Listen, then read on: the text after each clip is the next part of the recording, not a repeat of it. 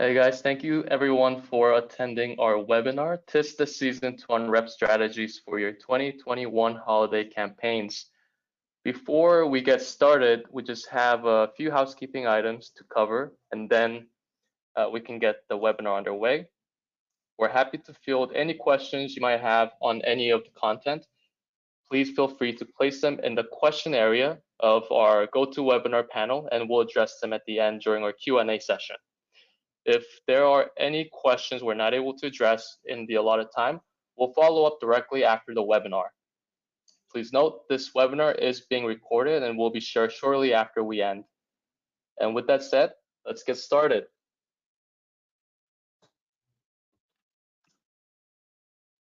So today's presenter, my name is YJ, short for Youngjin. I'm a senior account manager here at StackAdapt, where we help brands and agencies set up, execute, and report on cross-channel marketing campaigns across native display, video, CTV, and audio, digital audio. Also presenting with me today is our colleague, Sam Jensen. How's it going, everyone? My name's Sam Jensen. I'm an account manager here at StackAdapt, echoing YJ here, a lot of the same functions, and I've been in the programmatic industry for about half a decade, so we're going into my fifth holiday season here. I'm really excited to present on this. Great. So in today's webinar, we'll cover the industry trends and insight to better understand the consumer mindset around the upcoming holidays, some of the best practices for campaign planning and strategic media execution, as well as interactive and shoppable creative ad formats to personalize brand messaging. And we'll wrap it up with a Q&A session. So diving right into the industry trends and insights. Looking back at the past holiday season, it's been a challenging year for both brands and advertisers as we try to navigate through new consumer trends and purchasing behaviors affected by the pandemic. Naturally, consumers were more heavily dependent on e-commerce channels for their immediate needs from the inability to visit physical store locations. And as a result, we saw the biggest growth in online sales for categories like groceries, health and fitness, home improvement, as well as consumer electronics and pet supplies. So without a doubt, people are conducting more activities virtually, and businesses are prioritizing digital advertising to build brand awareness and drive sales. So here's a key trends that will help guide your marketing strategy and get in front of more shoppers this holiday season. E-commerce driven holiday media strategy, more convenient and safe shopping experience, addressing the data privacy, and measuring attribution from online to offline sales. 2021 holiday retail sales in US are projected to be just over $1 trillion. This growth will be primarily driven by e-commerce, which will account for 73% of total retail sales. This means to best prepare for holiday season, retailers should leverage e-commerce to drive growth. As people returning to social gatherings and making travel plans, there will be new demand for underserved categories such as outdoor apparels and travel gear. The largest digital buying cohort is the mobile-driven millennials aged 25 to 34, and an average buyer spends about $4,300 in online sales annually. Perhaps the biggest benefit of online shopping is the convenience. Typically, following an online purchase, shoppers are offered two options on how to retrieve their items. First is the standard delivery to your home, and the second is the curbside pickup or click and collect option, which experienced its biggest growth in adoption in 2020 as demand for safe, contactless, and convenient shopping experiences grew with pandemic. With excess savings and vaccine rollouts around holiday season, consumers will be eager to return to brick and mortar stores and splurge on their shopping lists. An option to click and collect will continue to be valuable during the holiday season, with last-minute shoppers wanting to avoid shopping delays. In addition to pandemic, the recent years for marketers have been a battle of user privacy and preparing for coming changes to third-party cookies and identifiers. As privacy landscape continues to evolve, retail brands are investigating ways to collect more robust first-party data through initiatives such as SMS marketing, email marketing, and loyalty programs. And brands are increasingly using these first-party consumer data to deliver more personalized and relevant promotions, resulting in better engagement, sales outcome, and brand loyalty.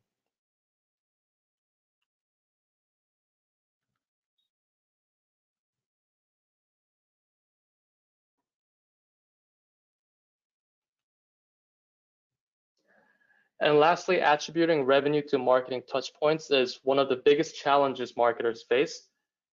In a survey conducted by IAS, media professionals say the top 3 attribution-related problems are cross-device attribution, accurate measurement, and assessment of the campaign ROI. Especially during holiday seasons when marketers are at war trying to win over consumer attention, it's important to maintain a holistic view of their purchasing behavior by measuring both online and offline attribution and tying these two together. So in the following best practice slides, we'll address some of the common challenges associated with each trend as summarized by the bullet points below. So for example, with trend 1, how do we effectively drive incremental traffic to the e-commerce website? For trend 2, how do we make shopping experience more convenient and easier for customers to convert? For trend 3, how do we less rely on third-party data? And lastly, for trend 4, how do we connect online engagement to offline sales? So here's some of the best practices for your upcoming holiday campaigns. Holiday times are obviously, without a doubt, the busiest days for advertisers as we fight for every last impression to gain user attention. And naturally, the ad inventory will be more scarce and the bid rates will be higher than the average. So make sure you're allocating ample time, 1 to 2 months ahead, to test different messaging, different audience groups, and build awareness and anticipation for the upcoming event. Work closely with your media planners and planning tools to identify historically low noise weeks prior to and during holidays to maximize brand share of attention. During holiday times, flexibility is key. So having the ability to quickly pivot messaging, targeting, and channels based on real-time results will help ensure success for your campaigns. Take a multi-channel approach.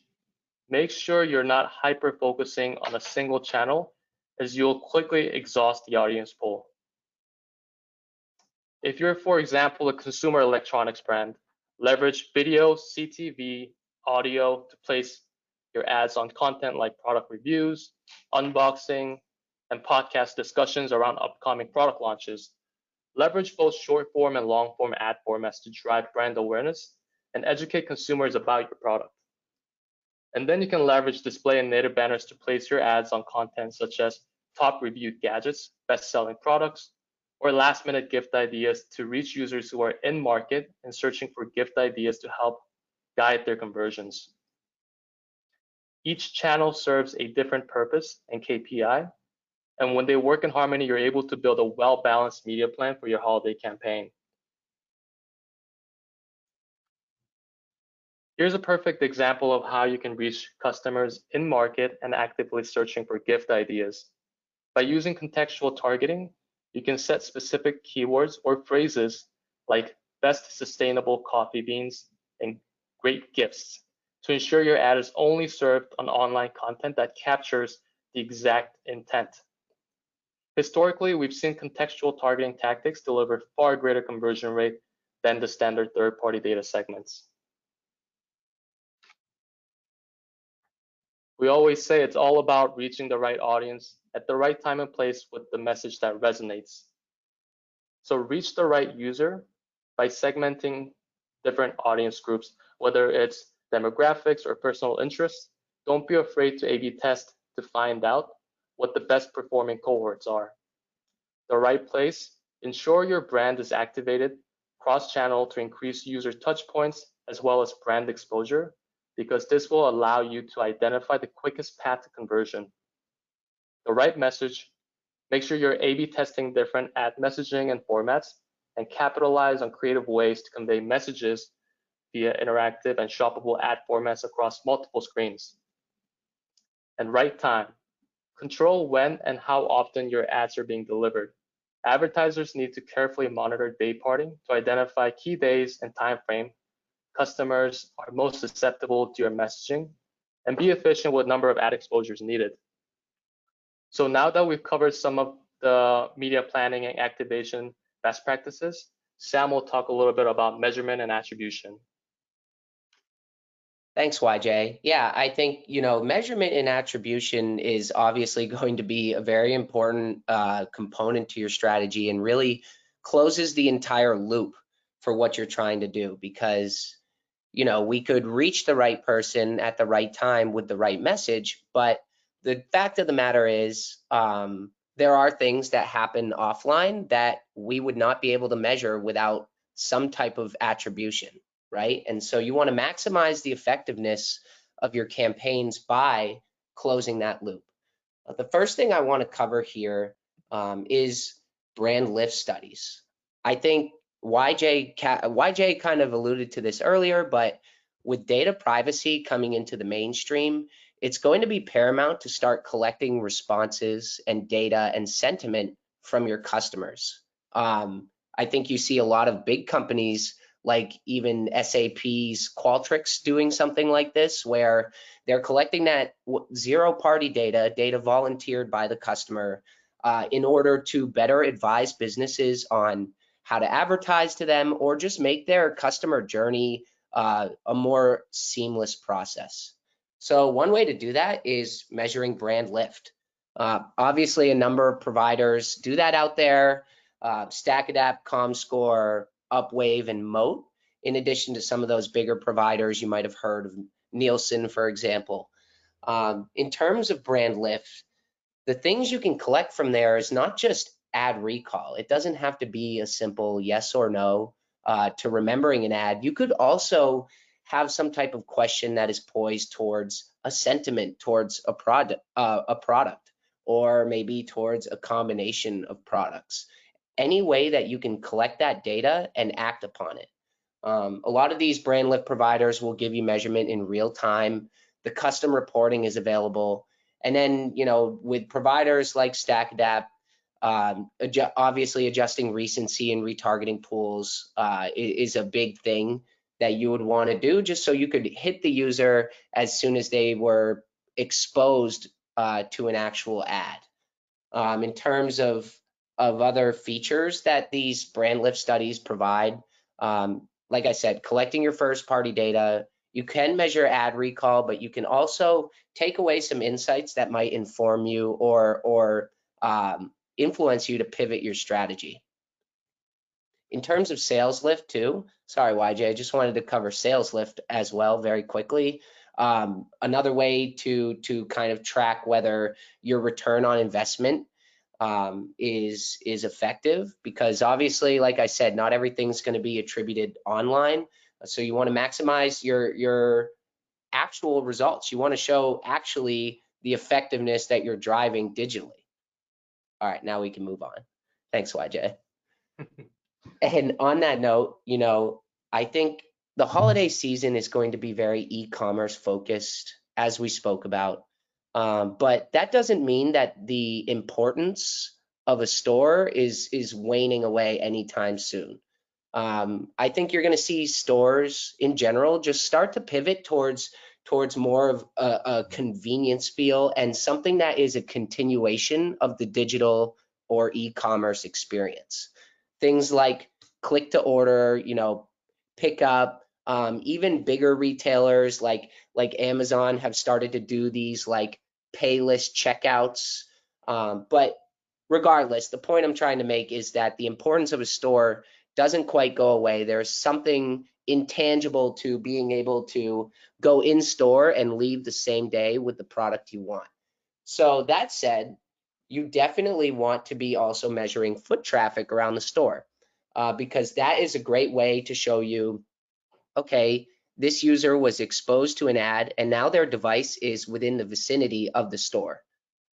The reason that's obviously important is because, again, it's closing the loop on your digital effort and you're capturing the actual results that you're driving. So I just wanted to mention that, partners like Foursquare They provide that kind of geolocation solution. StackAdapt, having a direct partnership with them, allows us to measure foot traffic, and I will speak on this a little bit later as well. And going off that, brand lift studies and store lift studies, that doesn't have to be the only way that you're collecting insights on your customers. With e-commerce, it's going to be extremely saturated digitally. I think you're going to see a lot of high impact creatives on, mobile and desktop formats. And as a result, it's going to be very, very saturated. So the right place, the right time, and the right message are going to be important. And you want to make sure that you're utilizing high impact creatives. The other thing is, campaigns are going to start earlier. So it's going to be very competitive in the digital space. I think last year, I just want to detour and just say, I think a lot of brands last year pivoted their messaging. It was a very sensitive time. And so a lot of the messaging, if you remember, was surrounded around, the well-being of people, being together with your family and things like that. But this year, the real difference is, in my opinion, that's like your comfort zone. That's like Will Smith in Hitch when he teaches Albert the dance move, just the comfort zone dance move. There's nothing wrong with doing it, but I think it's a little bit less of a sensitive time than it was last year, and you're starting to see messaging kind of pivot back to, something more lighthearted, as well as focusing on users' habits and hobbies that they've picked up during the quarantine. I think we all know a golfer, for example, who came out the other end of this quarantine enjoying a new sport. But that being said, some recommendations for e-commerce are not going to center just around, convenience, but also guiding the customer and collecting data. And gift quiz ads, you will probably see this in a publication like Digiday, is going to be a very highly impactful type of format for you. Obviously, these types of formats run on desktop and mobile. It can be branded or unbranded depending on whether you're trying to collect specific data in an unbiased way or if you're just trying to guide the customer closer to a purchase.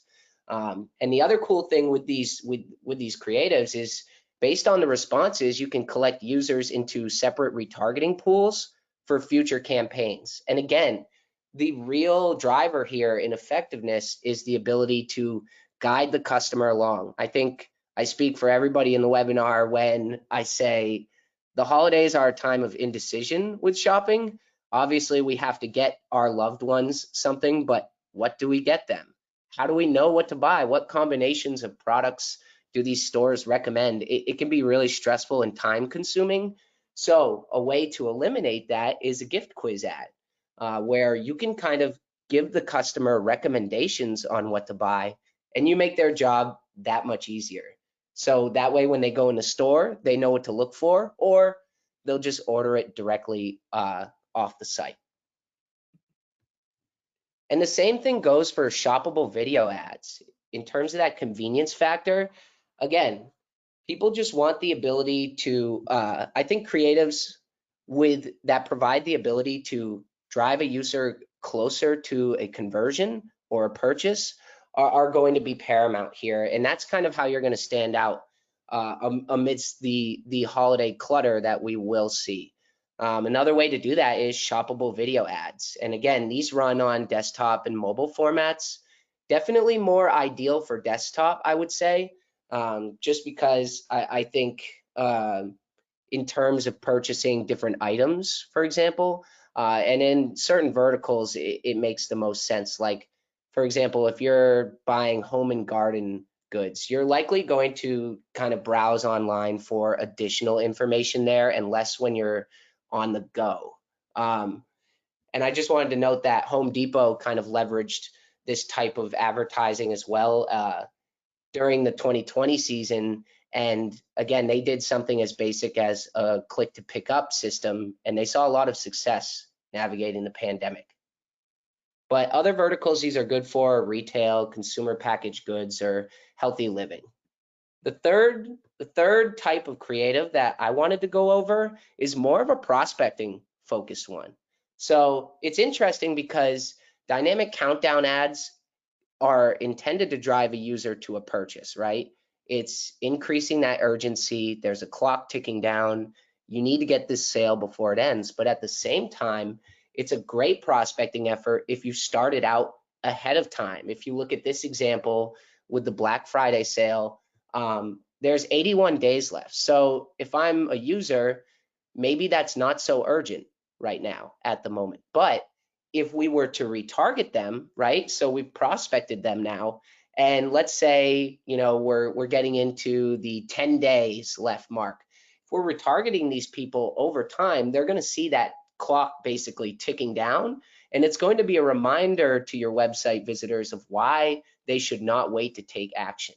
And with these creatives, you know, you would typically count down or up to a specific date and time. And I just wanted to add that, you know, running on desktop and mobile, they're both friendly to those devices. You can even do things like an add to calendar button to remind people. I don't think that's a bad idea because of just how much saturation there's going to be in the e-com space. The more we can stay in front of our customers, the more effective your advertising strategy will be. And then the last thing I wanted to highlight in terms of creatives is dynamic retargeting. So this is all too familiar, I'm sure, for many of you. Good, again, for desktop and mobile formats, as well as native or display are typically good ad formats to present these creatives in. There's no manual feed setup required typically with these, but they're very ideal, as you know, for e-commerce, CPG, or even things like automotive verticals like automotive. We've seen success. You can basically serve ads to engage a user based on whatever they were browsing for in the past, and this is a great way of also, you know, providing a new recommendation based on whatever research or data you have. Maybe a user views product A, and then you want to show them product B in an encouragement to have them be bought in tandem. So dynamic retargeting is going to be, you know, it's a staple in e-commerce. It's going to be something that's continuing to be effective just because of the customization as well as the rich media aspect. It's a high impact creative that you're going to see on any device. So it's very interactive, and again, a very good way to harping on the convenience factor, good way to push your customer back towards the site where they're already close to a purchase. Another example that comes to mind is something like cart abandonment retargeting. And the last thing creatively, it's not mentioned on this slideshow, but I wanted to reference YJ's earlier point about CTV and audio formats, mainly CTV. I think the Q4 holiday period is one of the most paramount and important times for TV networks. This is when the viewership goes up as people are with their families, and this is where the ad revenue starts to come in for them. But obviously last year we had no TV programming, there were no sports, and so a lot of these networks took a big hit. And this year is really going to be a deciding factor in the future of linear TV.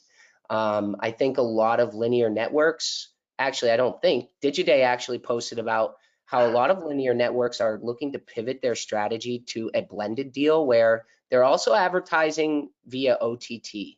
So things like that to break yourselves through the clutter are going to make you stand out, because a lot of these other advertisers are going to be using high impact creative formats. So the more you can stand out and again add to your funnel in terms of advertising, the more differentiated you'll be, and probably the more recall you're going to get.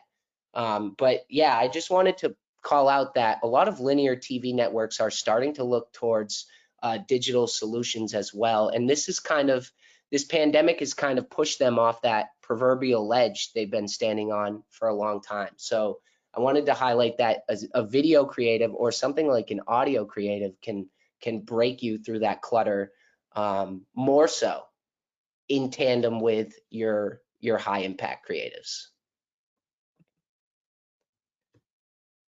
Thanks for letting me go on there, YJ. I was standing on my stump for a second, but just to recap, everybody, YJ covered, the 4 challenges here, including driving people to your site, getting them closer to a purchase and providing convenience, also collecting insights from their behaviors, and being sure to close that whole loop and really maximize your effectiveness by measuring beyond what is occurring in your digital ecosystem. There's a few ways to go about this to learn more, by the way. I know we're wrapping this up, but we will have a 2021 guide to holiday planning coming out, being sent to all attendees. Another thing that I wanted to highlight is the StackAdapt Academy.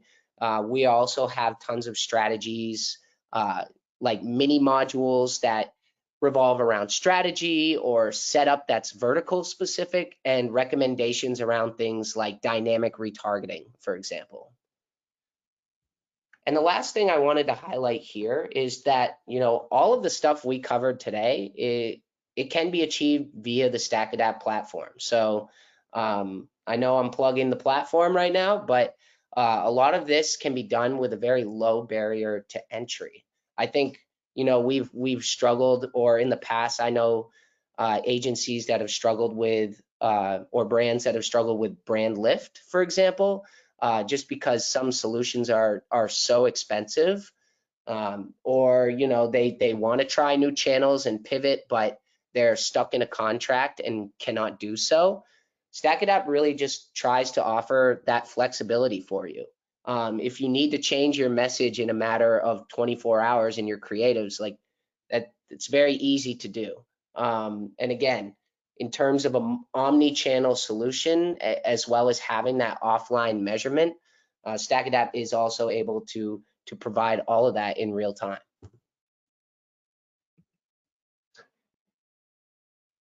So I'd like to thank everybody. Just quickly, before that though, we'll jump into a Q&A portion of the webinar. And if you have any questions, please place them in the question box. YJ and I are happy to answer. I see a couple coming in, but I'm going to give people some time. So please feel free to enter your questions, and then we can answer a few of them and we'll wrap it up. So here's a question from an attendee, Sam.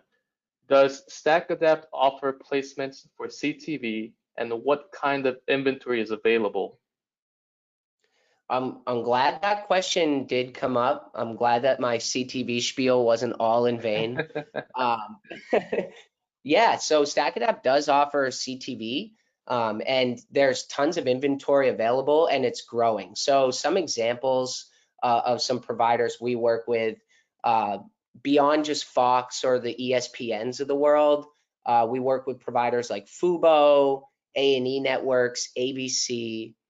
We have inventory access to a lot of sports channels as well, including the MLB, the NHL, and outside TV, even if we wanted to go the outdoor route, Sling, and all these providers. And that stuff is also available if you ask any rep that you're working with. There's a whole list I could go on and rattle them all off. But I also wanted to tease a partnership that is coming. I won't say too much, but it rhymes with voodoo. So I'll leave that there. But StackAdapt is always trying to grow their partnerships and really provide users with the widest range and variety of CTV options. Great. Here's another question. For the dynamic countdown ads, can I upload an existing audience list into your platform and target a set of users for remarketing campaigns? Yes, absolutely. So if I'm understanding this one correctly, I think you can just upload, any existing audience or push it from a third party. Like I know some teams work with data providers directly, and then they're able to actually push those segments directly to the StackAdapt LiveRamp seat through our direct partnership with them. So yes, you can upload an existing audience list for the dynamic countdown ad, and then depending on, you know, whatever criteria you're using for retargeting, you can build out retargeting audiences right on the ad as well. Great. And one last question.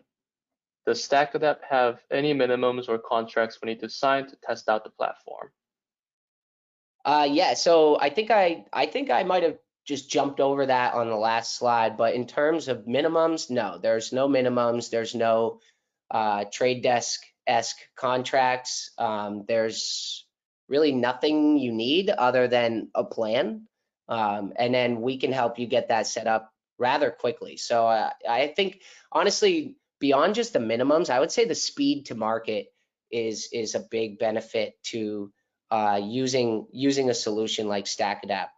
You can just get your ads turned around a lot faster, and you know, we found that the responsiveness is a lot higher, or at least what we've heard in terms of, you know, your managers and your account management. Absolutely. One of the most common feedbacks we receive from our clients is the easy to use interface for our platform. So thank you, Sam. If there aren't any other questions, that concludes today's webinar. Thank you all for attending today. We hope you found it informative and insightful. As mentioned, you'll receive a follow-up email with the recording. And please don't hesitate to reach out to your StackAdapt representative with any other questions you may have about today's webinar or any of the best practices that we presented. Thanks again for joining, and enjoy the rest of your day, guys. Thanks, everyone.